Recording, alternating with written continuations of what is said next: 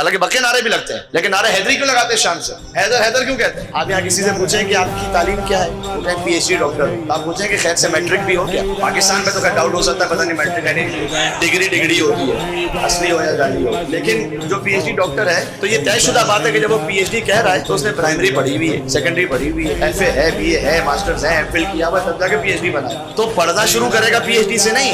जब पढ़ना शुरू किया था तो नर्सरी प्राइमरी से शुरू किया, पढ़ना वहां से शुरू किया था। लेकिन जब अब जहाँ डिग्री है तो कहेगा ये नहीं कि मैं प्राइमरी नर्सरी सब, तो कहेगा मैं PhD हूँ, सब आ गया इसमें।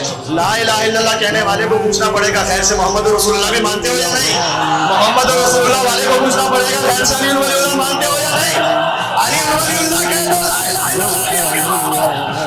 ये अकीदा सामने आ गया, वजह समझ में आ गई। जब आप या अली कहते हैं तो इसका मतलब ये है कि या अल्लाह पर ईमान है तो या अली तक पहुंचे, या मोहम्मद पर ईमान है तो या अली तक पहुंचे। ये हम अपनी PhD डिग्री बता रहे होते हैं, एंड से डिग्री बताई जाएगी, सब शामिल हो गया इसमें।